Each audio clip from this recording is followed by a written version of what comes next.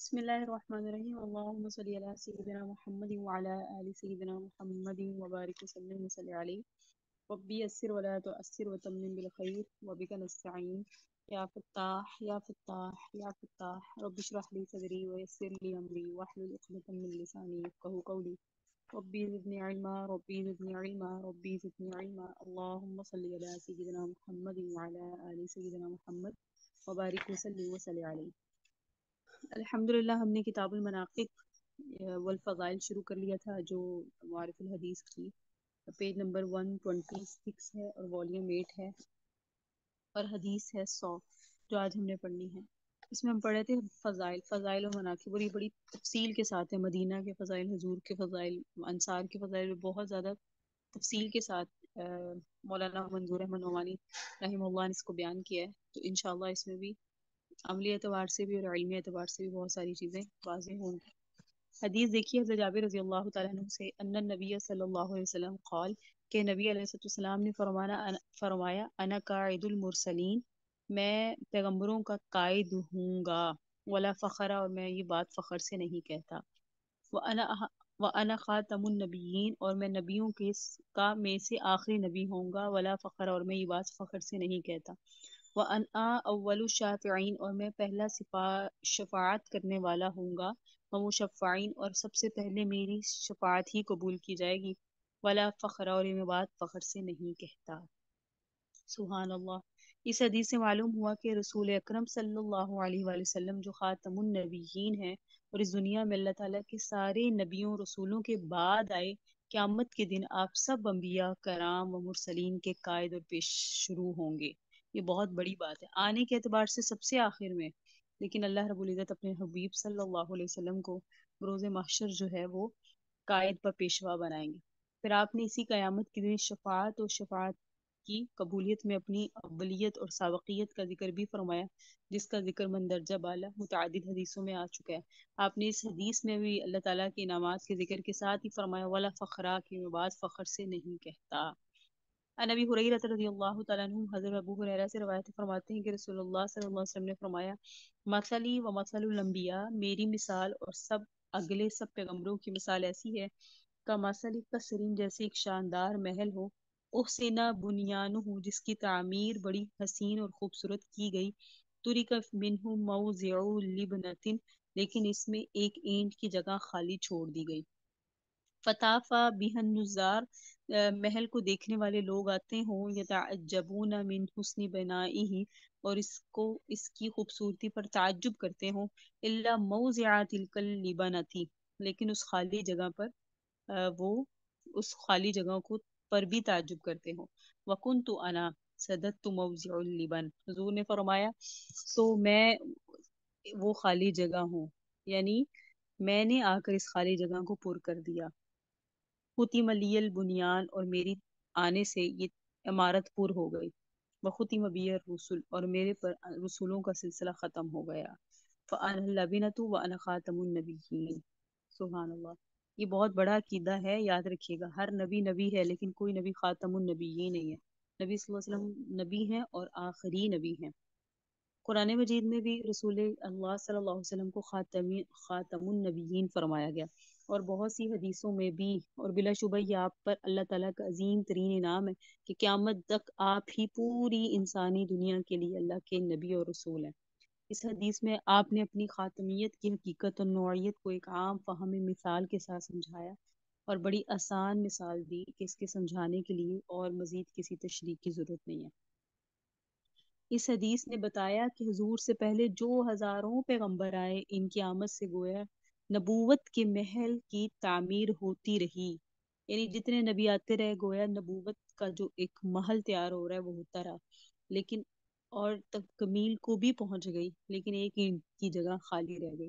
رسول اللہ کی بعثت اور آمد سے وہ بھی بھر گئی اور نبوت کا محل بالکل مکمل ہو گیا.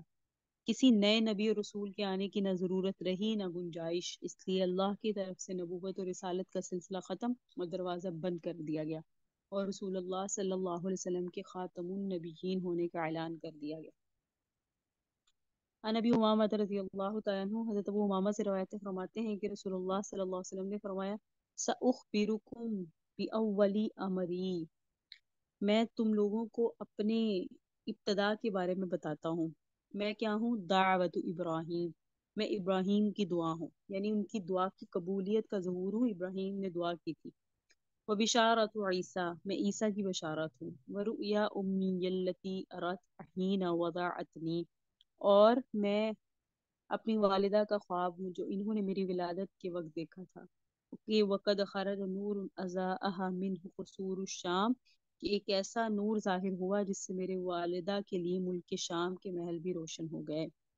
قرآن مجید سورۃ البقرہ کی آیت نمبر 127 اور نمبر 128 میں بیان فرمایا گیا کہ جب اللہ کے خلیل حضرت ابراہیم اپنے صاحبزادے حضرت اسماعیل کو ساتھ لے کر کعبۃ اللہ کی تعمیر کر رہے تھے تو انہوں نے یہ دعا بھی کی تھی، اے اللہ پروردگار، ہماری نسل میں ایک ایسی امت پیدا فرمانا جو تیری فرما بردار ہو، اور ان میں انہی میں سے ایک ایسا رسول مبعوث فرمانا جو ان کو تیری آیات پڑھ پڑھ کر سنائے اور کتاب و حکمت کی تعلیم دے، ان کو پاک صاف کرے۔ سورہ صف کی آیت نمبر 6 میں ہے، جب اللہ تعالیٰ نے حضرت عیسیٰ کو پیغمبر بنا کے ان کی قوم بنی اسرائیل کی طرف بھیجا تو آپ صلی اللہ علیہ وسلم نے ان لوگوں سے کہا تھا، آپ رضی اللہ تعالیٰ عنہ نے لوگوں سے کہا تھا، مجھے اللہ تعالیٰ نے جن کاموں کے لیے بھیجا ان میں سے ایک یہ بھی ہے، میں اس عظیم و شان پیغمبر کی آمد کی بشارت سناؤں جو میرے بعد آئے گا۔ حضرت عیسیٰ نے فرمایا، اور اس کا نام احمد ہوگا۔ حضور نے صلی اللہ علیہ وسلم نے اپنے اس ارشاد میں قرآن کریم کی انہی آیات کی طرف اشارہ کرتے ہوئے فرمایا کہ میں ابراہیم کی دعا کا نتیجہ ہوں اور میں عیسیٰ بن مریم کی بشارت کا مصداق ہوں۔ آگے آپ نے فرمایا، میں اس خواب کی تعبیر ہوں جو میری والدہ ماجدہ نے میری ولادت کے وقت دیکھا تھا کہ ایک ایسا غیر معمولی نور ظاہر ہوا جس کی روشنی نے میری والدہ صاحبہ کے لیے ملک شام کی عالی شان عمارتیں اور مہر روشن کر دیے، اور میری والدہ نے اس نور کے اجالے میں ان کو دیکھ لیا۔ یہ خواب حضور کی والدہ ماجدہ نے آپ کی ولادت کے قریبی وقت میں غالباً اسی رات میں دیکھا تھا جس کی صبح آپ کی ولادت ہوئی۔ ملک شام کی یہ خصوصیت ہے کہ وہ سرزمین انبیاء کی سرزمین ہے۔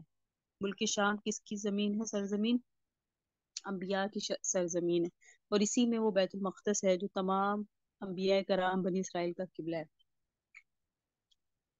آپ کی والدہ ماجدہ نے اس نور کا ظہور اس کی روشنی میں ملک شام کے محلات عین ولادت کے وقت بیداری میں دیکھے، اور ولادت سے پہلے سونے کی حالت میں بھی دیکھا جا سکتا ہے۔ بہرحال یہ نور کا ظہور اور اس کے اجالے میں ملک شام کے محلات کا نظر آنا اس بات کی علامت ہے کہ اللہ تعالیٰ اس بچے کے ذریعے ہدایت کا نور ملک شام تک بھی پہنچائے گا جو ہزاروں برس کی تک دور ہدایت کا مرکز بنا رہا۔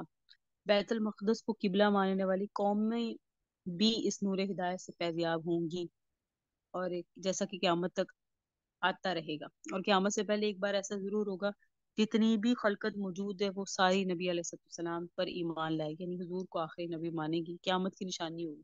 اس لیے اگر آپ ابھی بھی سرچ کر کے دیکھ لیں جو فلسطین یا غزہ میں ہو رہا ہے، اس کے نتیجے میں بہت نان مسلم، ایسے لوگ جو غیر مسلم ہیں، وہ مسلمان ہو رہے ہیں، کہ وہ کہہ رہے ہیں یہ کیا قومیں ہیں جو اس حالت میں بھی لا الہ الا اللہ کہہ رہی ہیں، کیا لوگ ہیں جو حسبنا اللہ و نعم الوکیل پڑھتے ہیں۔ تو لوگ اکثریت جو ہے نا مسلمان ہو رہی ہے، دائرہ اسلام میں داخل ہو رہی ہے، تو یہ قیامت کی نشانیاں ہیں کہ کثرت سے لوگ مسلمان ہوں گے، اور یہ ابھی بھی ہو رہا ہے، یعنی اب لوگ اپنا مذہب بدل کر دین اسلام کی طرف رغبت رکھتے ہیں، تو یہ قیامت سے پہلے ایک دفعہ یہ ہو کر رہے گا۔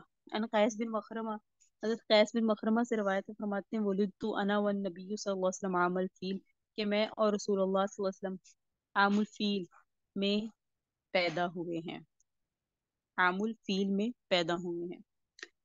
عام الفیل، فیل عربی میں ہاتھی کو کہتے ہیں، اور عام الفیل سے وہ سال مراد ہے جس میں یمن کے عیسائی حاکم ابرہہ نے کعبۃ اللہ کو ڈھا دینے اور برباد کر دینے کے ارادے سے ایسے لشکر کے ساتھ جس میں بڑے بڑے کوہ پیکر ہاتھی بھی تھے مکہ معظمہ پر لشکر کشی کی تھی، تو مکہ کے حدود میں ان کے داخل ہونے سے پہلے اللہ تعالیٰ نے چھوٹی چھوٹی چڑیوں کی شکل میں اپنا غیبی لشکر بھیج دیا۔ ان چڑیوں نے لشکر پر کنکر کی پتھر برسا کر سارے لشکر کو تہس نہس کر دیا۔ قرآن مجید میں سورہ فیل یہی واقعہ بیان فرماتا ہے۔ جس سال یہ غیر معمولی واقعہ پیش آئے اسی کو عام فیل کہتے ہیں۔ حضور کی پیدائش اسی سال میں ہوئی، ایک روایت کے مطابق اس سال کے 50 دن بعد آقا کی ولادت باسعادت ہوئی۔ اس واقعے کے 50 دن بعد، بہرحال ان ابن عباس رضی اللہ تعالیٰ عنہ، حضرت عبداللہ بن عباس سے روایت فرماتے بعث رسول اللہ صلی اللہ علیہ وسلم ب40 سنہ، کہ حضور مبعوث ہوئے تو حضور کی عمر مبارک 40 سال، یعنی جب حضور کو نبوت ملی. فوقت ابھی مکہ 13 سنۃ یوحى الیہ، اور آپ مکہ مکرمہ میں 13 سال رہے. ثم امر بالحجارہ، پھر آپ کو ہجرت کا حکم دے دیا گیا. حاجر 10 سنین، اور حضور 10 سال رہے مکہ میں. ومات وهو ابن 63 سنہ، اور پھر حضور کے جب وصال ہوا تو اس وقت حضور کی عمر شریف 63 سال تھی.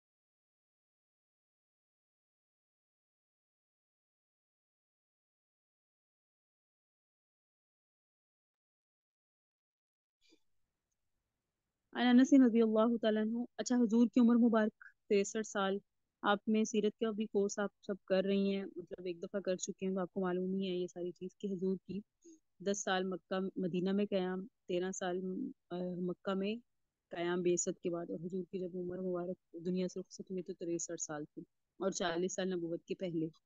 انس رضی اللہ تعالیٰ عنہ قال قبض النبی صلی اللہ علیہ وسلم وهو ابن 63 وابو بکر وهو ابن 63 وعمر وهو ابن 63. خوبصورت بات کہ حضور کی عمر مبارک میں جس عمر میں وفات ہوئی وہ 63 سال تھی. حضرت ابو بکر نے بھی وفات 63 سال کی عمر میں پائی، اور حضرت عمر نے بھی وفات 63 سال کی عمر میں پائی. ان حضرات کو دونوں کو، ابو بکر اور عمر کو کہا جاتا ہے شیخین، یعنی دونوں بزرگ. شیخین کریمین کے حضور کے ساتھ جو خاص بلکہ خاص و خاص نسبت تھی، اس کا ظہور یہ بھی تھا کہ آقا کی طرح ان دونوں حضرات نے بھی جو عمر پائی وہ 63 سال تھی، اور ان کی جب دنیا سے رخصتی ہوئی تو ان کی عمر مبارک 63 سال تھی. اور اسی کا ایک ظہور یہ بھی ہے کہ وفات کے بعد یہ دونوں حضرات بھی روز اقدس میں حضور کے برابر میں مدفن ہیں. علامت قیامت کے زیر عنوان وہ حدیث گزری ہے جس میں فرمایا گیا کہ قیامت کے دن جب حضرت محمد صلی اللہ علیہ وسلم قبر شریف سے اٹھ کر میدان حشر یا دربار خداوندی کی طرف چلیں گے تو آپ کے یہ دونوں رفیق آپ کے دائیں بائیں ہوں گے. اور آگے شیخین کے مناقب میں بھی ہم انشاءاللہ ان کی فضیلت میں یہ چیز پڑھیں گے. آگے جو روایت ہے وہ ہے حضرت عائشہ رضی اللہ تعالیٰ عنہ سے. قالت اول ما بدی ابی رسول اللہ صلی اللہ علیہ وسلم من الوحی الرؤیا الصادقۃ فی النوم. فرماتی ہیں کہ حضور سے جو نبوت کی ابتدا ہوئی، وہ پہلی چیز جس سے حضور پر وحی کی ابتدا ہوئی وہ سچے خواب تھے. فکان لا یرا رؤیا الا جات مثل فلک الصبح. آپ سونے کی حالت میں جو خواب دیکھتے صبح سپیدی میں، یعنی جب صبح ہوتی تو وہ خواب سچا ہو جاتا.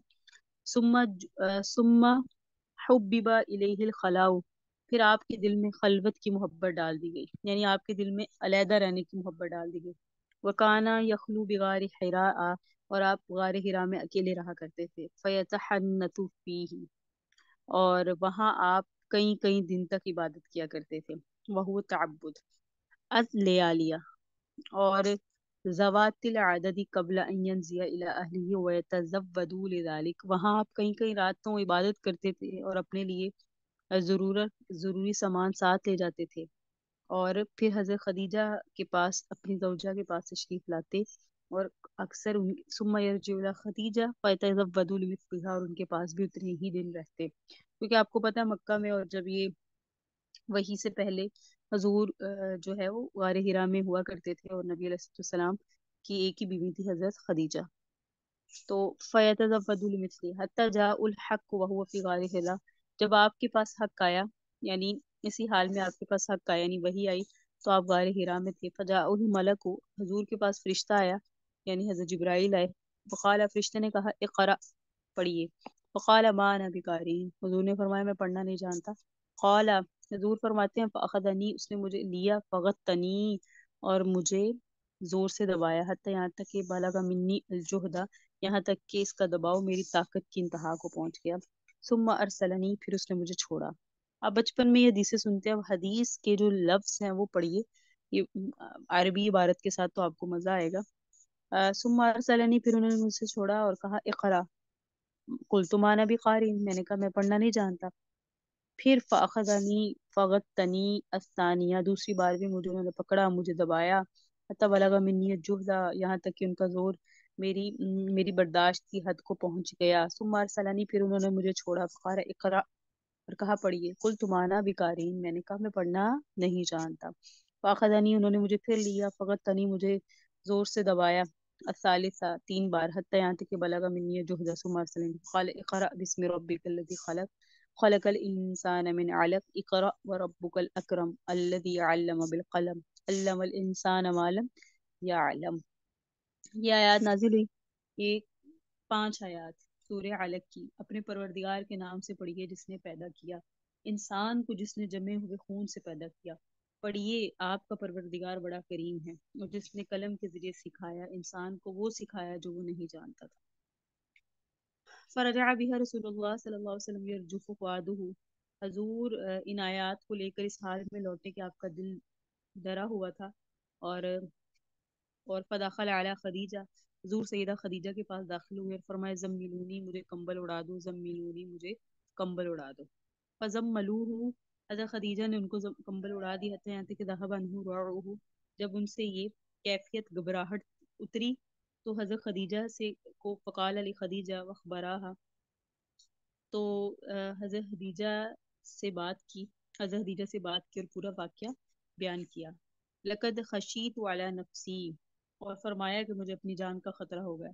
हज़रत खदीजा ने बड़ी प्यारी बात की। हमारे सरदार फरमाते हैं एक औरत को कैसा होना चाहिए, वो हज़रत खदीजा के इस किरदार से समझ आता है कि एक नेक बीवी, सालेह बीवी शौहर को परेशानी में कैसी बातें करती है, उससे शौहर को परेशानी में कैसे दिलासे देती है, वो सुनिए। हज़रत खदीजा ने बड़ी प्यारी प्यारी बात की। उन्होंने कहा कल्ला, हरगिज ऐसे खतरे की बात नहीं है।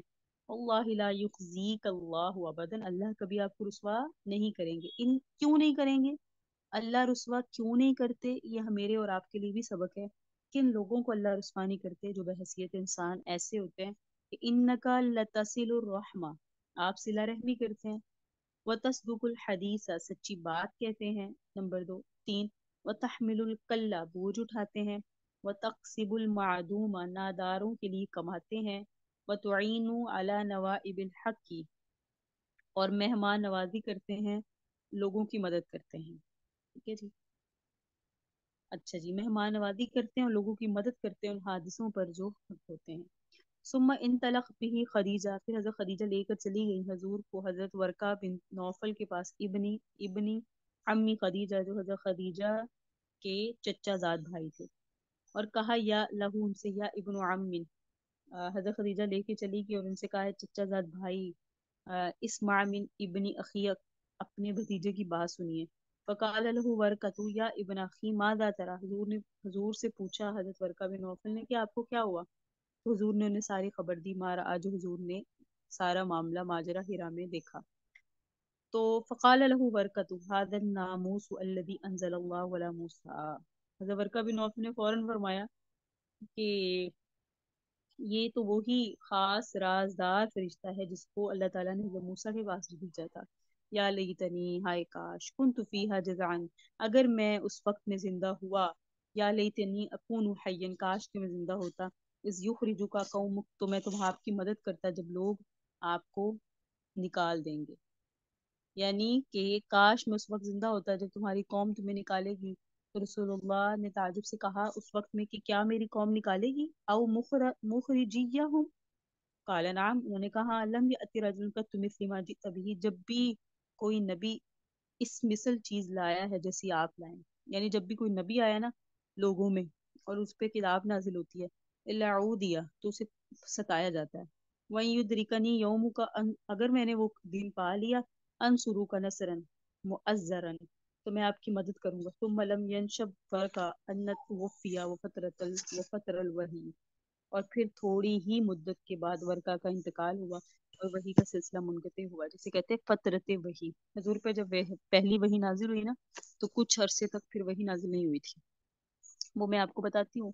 इस हदीस में हजूर की नबूवत की इब्तदा और नुज़ूल वही के आगाज का वाक़या बयान किया गया, और इसकी रावी उम्मुल मोमिनीन हज़रत आयशा सिद्दीक़ा है, जो उस वक्त पैदा भी नहीं हुई थी। लेकिन हदीस के मुस्तनद होने पर इसका कोई असर नहीं पड़ता, क्योंकि यहाँ तो इन्होंने ये वाक़या इस तफसील के साथ खुद हुजूर से सुना है, या अपने वालिद माजिद हज़रत अबू बकर सिद्दीक से, या किसी दूसरे बुजुर्गवार साहबी से जिन्होंने खुद हुजूर से सुना हो। अहले सुन्नत का मुसल्लमा है कि अस्सहाबतु कुल्लुहुम अदूल, हर सहाबी आदिल है, सिक़ा है। जिस सदीका ने इसकी जरूरत नहीं समझी कि वो ये बताएं कि इन्होंने ये किससे सुना, हमें यकीन है कि इनका बयान का हमारा लिए काफी है।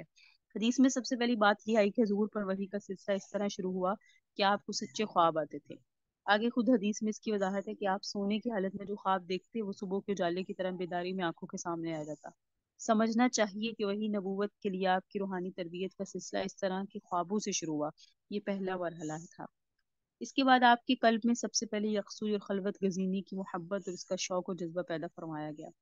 آگے حدیث میں جو بیان فرمایا گیا اس سے معلوم ہوتا ہے کہ آپ کی طرف سے آپ کے قلب میں اللہ کی طرف سے آپ کے قلب میں علیحدہ الگ تھلگ رہنے کا جذبہ اور داعیہ ہی پیدا نہیں فرمایا گیا، بلکہ سب سے یکسو ہو کر خلوت میں عبادت کا جذبہ اور شوق پیدا فرمایا گیا۔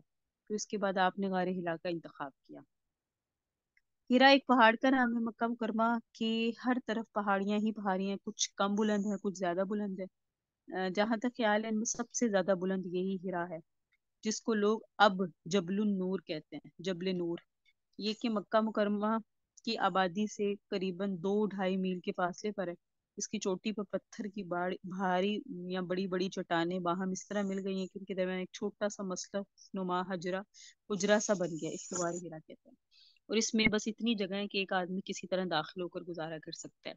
چونکہ یہ پہاڑ بہت زیادہ بلند ہے اور غار اس کی بالکل چوٹی پر ہے، اور اس تک چڑھائی میں بڑی مشقت اٹھانی پڑتی ہے۔ جب چڑھائی کرنی ہوتی ہے وہاں پہنچنا ہوتا ہے، اس لیے اچھے تندرست و توانا آدمی بھی بمشکل ہی وہاں پہنچ سکتے ہیں، لیکن اکثر لوگ پہنچ بھی جاتے ہیں۔ اب تو اس مبارک واقعے کی وجہ سے جس کا اس حدیث میں ذکر کیا گیا، ہر مسلمان کا دل چاہتا ہے کہ اگر وہ پہنچ سکے تو اس کی زیارت کی سعادت ضرور حاصل کرے۔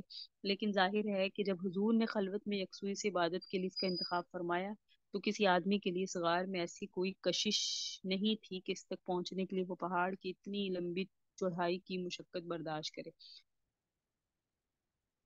بہرحال آپ کا آگے حدیث میں جو فرمایا گیا کہ غار ہرا کی اس خلوت گزینی اور عبادت کے سلسلے میں آپ کا معمول کیا ہوتا تھا کہ آپ چند دن رات کے لیے خورد و نوش کا ضروری سامان لے کر غار ہرا تشریف لے جاتے، وہاں پوری یکسوئی سے عبادت میں مشغول رہتے، یہاں تک کہ جب آپ کے دل میں گھر والوں کی دیکھ بھال اور ملاقات کا داعیہ پیدا ہوتا تو زوجہ محترمہ حضرت خدیجہ کے پاس تشریف لاتے، اور پھر اتنے ہی دنوں کے لیے خورد و نوش کا ضروری سامان لے کر غار ہرا تشریف لے جاتے اور وہیں عبادت میں مشغول رہتے۔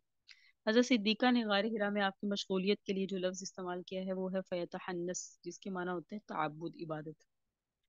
غار ہرا کی اس قیام میں حضور کی عبادت کا طریقہ کیا تھا؟ شارحین حدیث نے اس بارے میں مختلف چیزیں کہی ہیں۔ بعض نے کہا نبوت اور رسالت کے منصب کے لیے آپ کی اللہ تعالیٰ کی طرف سے آپ کی مسلسل تربیت ہو رہی تھی، کیونکہ اس وقت میں نمازیں فرض تو ہوئی نہیں تھی، روزے عبادتیں اس طرح فرض نہیں تھے نا، ابھی حضور پہ نبوت کا سلسلہ شروع نہیں ہوا تھا، تو پھر حضور وہاں بیٹھ کے کیا کرتے تھے؟ تو بعض لوگ کہتے ہیں کہ جو اب آپ کو سچے خواب آنا شروع ہوئے نا، یہ آپ کی تربیت تھی، الہام تھے۔ اس کے بعد خلوت، اور خلوت میں عبادت کا داعیہ آپ کے قلب میں پیدا ہوا، یہ بھی جاذبہ الہیہ اور ایک اللہ تعالیٰ کی طرف سے الہام ربانی تھا۔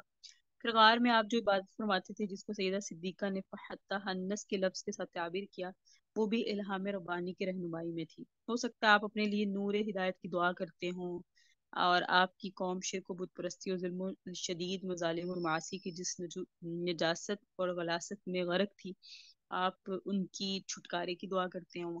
بہرحال دعا میں مشغول رہتے ہیں، عبادت میں، یہ اللہ نے اپنے نبی کو سکھا دیا تھا۔ آپ کو عبادت کی اس مشغولیت میں الہام خداوندی کی رہنمائی حاصل تھی، اور اس کے ذریعے آپ روحانیت کو آگے کی منزلوں کے لیے تیار کیا جا رہا تھا۔ آگے حدیث میں ہے کہ غار ہرا میں آپ کی خلوت گزینی اور عبادت کا سلسلہ جاری تھا کہ اچانک ایک رات میں آپ کے پاس فرشتہ وحی لے کر آ گیا، اور اس نے آپ سے کہا اقرا۔ اس کا آپ علیہ السلام کا بیان ہے کہ میں نے کہا مانا بھی قاری۔ بہرحال یہ 3 دفعہ معاملہ ہوا، اور یہاں جو بات خاص غور کرنے کی ہے وہ یہ ہے، پورا قرآن معجزہ ہے، لیکن یہ حقیقت ہے کہ اس کی بعض چھوٹی چھوٹی صورتیں، اسی طرح بعض چھوٹی چھوٹی آیتوں میں ایک عجیب شان ہے۔ ہر شخص ان کو صرف سن کر یہ یقین کرنے پر مجبور ہو جاتا ہے جب آیتوں کو پڑھتا ہے، سنتا ہے کہ یہ کسی عام بندے کا کلام نہیں بلکہ اللہ کی ذات کا ہی ہو سکتا ہے، کسی خالق کا۔ اللہ تعالیٰ کے فضل و کرم سے مقدس کلام قرآن مجید اور اس کے رسول پاک کی حدیث پڑھ لینا اور کچھ سمجھ لینا، اور یہ دیکھیں نا، اس میں انہوں نے یہاں مولانا منظور احمد نعمانی رحمہ اللہ نے خود اپنے متعلق لکھا ہے کہ میں عربی زبان کا ادیب نہیں ہوں، بس اتنا ہے کہ اللہ تعالیٰ کے فضل و کرم سے اس کا مقدس کلام قرآن مجید اور اس کے رسول پاک کی حدیث پڑھ لیتا ہوں اور کچھ سمجھ لیتا ہوں۔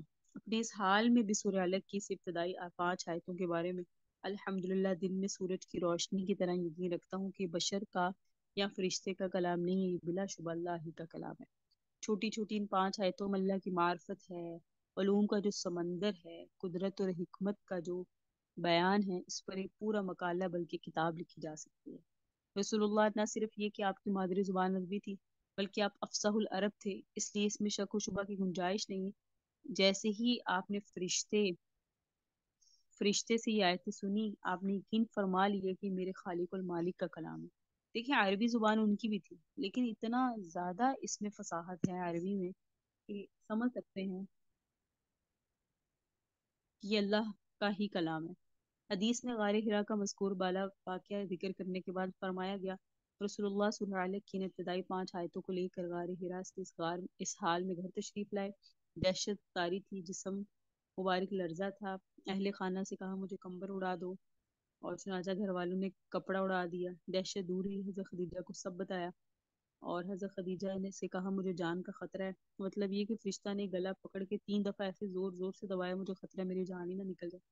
آگے حدیث میں بیان ہوا ہے، حضرت خدیجہ نے غار حرا کی ساری روایت حضور کی زبان سے سن کر بشارت دینے کے لیے بڑے اعتماد کے ساتھ اور قسم کھا کر اپنے یقین کا اظہار فرمایا کہ ہرگز کوئی خطرہ اور اندیشہ کی بات نہیں تھی اور نہ ہے۔ اللہ تعالیٰ آپ کو اعلیٰ درجے کے مکارم اخلاق اور محاسن اعمال سے نوازا ہے۔ آپ صلہ رحمی کرتے ہیں، قرابت داروں کے حقوق ادا کرتے ہیں، ان کے ساتھ حسن سلوک کرتے ہیں، ہمیشہ حق اور سچی بات کرتے ہیں، صداقت اور راست بازی آپ کا شعار ہے۔ آپ ایسے ضعیفوں اور پاہیجوں کا بوجھ اٹھاتے ہیں جو بیچارے خود اپنا بوجھ نہیں اٹھاتے، یعنی ان کی کفالت کرتے ہیں آپ کا حال یہ ہے کہ خود محنت کر کے کمائی کرتے ہیں، مہمان نوازی کرتے ہیں۔ جو لوگ بغیر کسی جرم اور قصور کے کسی حادثے کا شکار ہو جاتے ہیں، آپ ان کی مدد کرتے ہیں۔ فرما رہے ہیں کہ حضرت خدیجہ کا مقصد اس گفتگو سے یہی تھا کہ آپ کی یہ مکارم اخلاق اور مبارک احوال اس بات کی علامت ہے کہ آپ اللہ تعالیٰ کے برگزیدہ بندے ہیں، اور آپ پر اس کا خاص کرم ہے۔ تو پتہ چلا جس کے اندر یہ صاف ہوتے ہیں وہ واقعی اللہ کا خاص کرم ہے، ہر ایک کے اندر یہ صاف نہیں ہوتے۔ تو بہرحال وہ پھر حضرت ورقہ کے پاس لے کر گئی، اور حضرت ورقہ نے بھی تسلی دی اور بتایا کہ آپ اللہ کے نبی ہیں۔ سبحان اللہ۔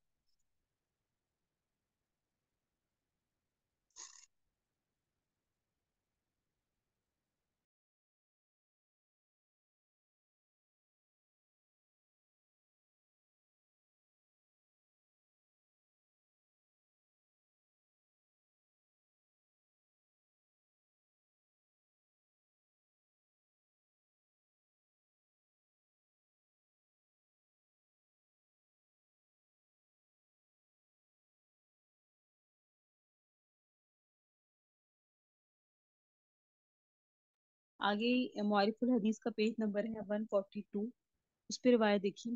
وعنہ حضرت انس سے روایت ہے، قال فرماتے ہیں کنت امشی مع رسول اللہ، کہ میں حضور کے ساتھ کہ نبی علیہ السلام تشریف لے کے جا رہے تھے اور میں بھی آپ کے ساتھ چل رہا تھا۔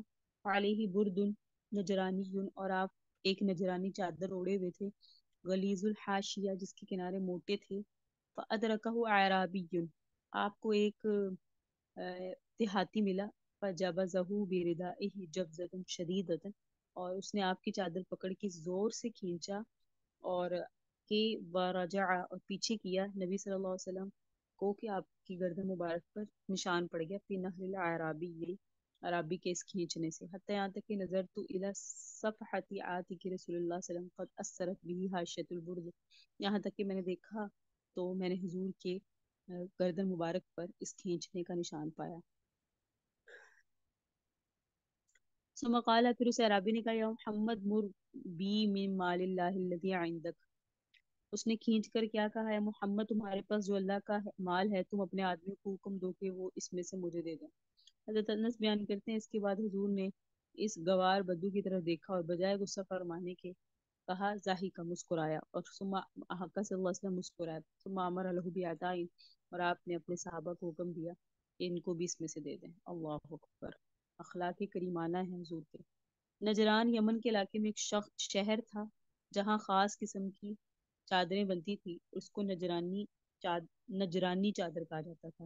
اس بدو نے اللہ کے مال کا سوال کیا تھا، اس سے مراد بظاہر زکوٰۃ اور صدقات وغیرہ کا وہ سرمایہ ہے جو بیت المال میں رہتا ہے، حضور مستحقین کو دیا کرتے تھے۔ اور یہ بھی بدو تھا، اعرابی تھا، انتہائی درجے کا، یوں پہلے انہوں نے لکھا ہوا ہے بے سمجھ تھا، اور اس وقت اس میں کسی اصلاحی بات کی قبول کرنے کی صلاحیت اور استعداد بھی نہیں تھی، اس لیے حضور نے اس کو سزا یا تنبیہ درکنار کوئی نصیحت کی بات بھی نہیں کی، بلکہ اس کی انتہائی گستاخانہ حرکت کا جواب آپ نے صرف ہنس کر دیا، اور جس روپے پیسے کا وہ طالب تھا اس کو عنایت فرما دیا اور امت کو سبق دیا کہ اس درجے کی بدتمیزی اور اظہار ثانی کے مواقع میں پر بھی نفس پر قابو رکھیں، عفو درگزر کا رویہ اختیار کر کے لوگوں کے دل جیتیں اور اپنے سے قریب کریں، پھر اللہ تعالیٰ ان کو ہدایت عطا فرمائے گا، ان کی اصلاح بھی ہو جائے گی۔ بلا شبہ ارباب بصیرت کے نزدیک آپ علیہ السلام کی زندگی کے اس طرح کے واقعات بھی آپ کے لیے معجزات ہیں، واقعی ایسا معجزہ ہے، یہ معجزہ یہ نا، ورنہ یہ آؤٹ آف کنٹرول ہو جاتا ہے، انسان اپنے بس میں نہیں ہوتا، فطرتاً انسان کو غصہ آتا ہے، لیکن حضور کا یہ عمل گویا معجزہ ہے۔ حضور نے اس موقع پر بھی کیا فرمایا؟ تبسم، یہ ذالک من عزم الامور، بڑی ہمت کے کام ہے، ہم تو پڑھ رہے ہیں لیکن ہم اس سچویشن میں مبتلا ہوں تو ہم کیسا ریئیکٹ کریں ہمیں پتہ ہے۔ اچانک نہ جاننے والا بدو ہے، عربی ہے، کہیں اور سے آیا ہے، حضور کو آ کر اس طرح کھینچ رہے ہیں، ہمیں کوئی ایسا بندہ ان نون پرسن جسے ہم نہیں جانتے وہ ہمیں اس طرح معاملہ کرے ہمارے ساتھ، تو ہمارا آگے سے بہیویئر، ہمارا مزاج کیا ہوگا؟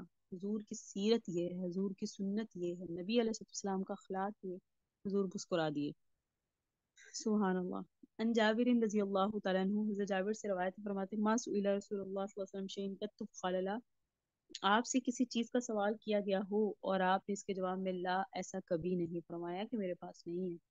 مطلب کیا ہے کہ حضور کی عادت مبارکہ تھی کہ آپ سے جب کسی چیز کا سوال کیا جاتا، یہ عنایت فرما دی جائے، تو آپ کبھی لا کہہ کر انکار نہیں فرماتے، جس سے سوال کرنے والے کی دل شکنی ہوتی، اگر وہ چیز موجود ہوتی تو تا فرما دیتے، ورنہ عذر فرما دیتے، دعا فرما دیتے، اگر سوال کرنے والے کو آپ کبھی لا کہہ کر انکار اور نفی میں جواب نہیں دیتے۔ یہ بظاہر ایک معمولی سی بات معلوم ہوتی ہے، لیکن حقیقت یہ ہے کہ انتہائی غیر معمولی بات ہے۔ کسی شخص کے کسی مطالبے یا سوال کے جواب میں کبھی بھی نہ کہنا آخری درجے کی کریم النفسی، شرافت طبع، اعلیٰ ظرفی کی دلیل ہے۔ خوش نصیب ہیں وہ لوگ جنہیں اللہ تعالیٰ وہبی طور پہ یہ صفات نصیب فرما دے۔ اس طرح وہ اللہ کے بندے جو ان صفات سے آراستہ اللہ والوں کے ساتھ رہ کر اپنے اندر یہ اخلاق پیدا کرنے کی کوشش کرتے ہیں، وہ بھی قابل رشک ہیں۔ اللہم اجعلنا منہم، اللہ ہمیں ایسے لوگوں میں سے بنائے۔ ان انس رضی اللہ تعالیٰ عنہ، حضرت انس سے روایت فرماتے تھے نبی صلی اللہ علیہ وسلم اذا صلی الغداۃ، جب فجر کی نماز پڑھتے جا خدم المدینہ تھی تو مدینہ کے گھر والوں کی خدمت گار بیان یتیم فیہ الماء، اپنے برتن لے کر آتے جن میں پانی ہوتا، فما یأتون بنائن، وہ برتن کیوں لاتے؟ الا غمس یدہ فیہا، تاکہ حضور اس میں اپنا دست مبارک ڈالیں، فربما جاءہ بالغداۃ باردۃ، بعض اوقات وہ ٹھنڈا پانی لے کر آتے، فغمس یدہ فیہا، تب بھی حضور اس میں اپنا ہاتھ مبارک ڈالتے۔ اب یہ کیا کرتے تھے؟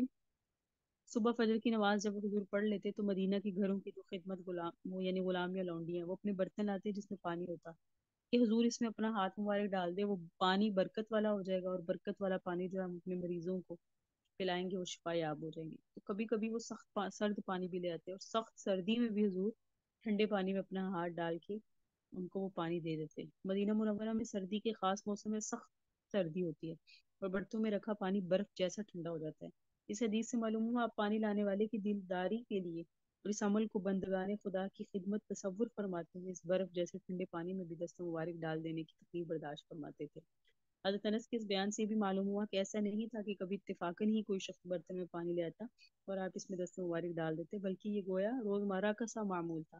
اگر اللہ کے کسی صالح بندے کے ساتھ ایسا معاملہ کیا جائے تو یہ حدیث اس کی اصل اور بنیاد ہے، بشرط یہ کہ عقیدہ میں فساد اور غل بنا ہو، عقیدہ درست ہو۔ آج بھی کر سکتے ہیں کسی اللہ والے سے تبرک حاصل کرنے کے لیے اس سے اس کا جھوٹا پی لینا یا اس کے برکت والی چیز لے لینا، اور ابھی بھی جامعات میں یہ معمول ہوتا ہے، لوگ حصول برکت کے لیے ایسا کرتے ہیں۔ اللہ تعالیٰ ہمیں نبی علیہ السلام جیسے اخلاق نصیب فرمائے اور حضور کے جو ہم صفات پڑھیں، حضور کے جو مناقب پڑھیں، ان مناقب کو پڑھنے کے بعد حضور کے صحیح مقام اور مرتبت اور منزلت سمجھنے کی توفیق عطا فرمائے۔ ھذا والمرام واللہ اعلم بحقیقت الکلام۔ ربنا تقبل منا انك انت السميع العليم وتب علينا انك انت التواب الرحيم، صلى الله تعالى على حبيب خير خلقه محمد وعلى اله وصحابه وذرياته اجمعين وبرحمتك يا ارحم الراحمين۔ السلام علیکم ورحمۃ اللہ وبرکاتہ۔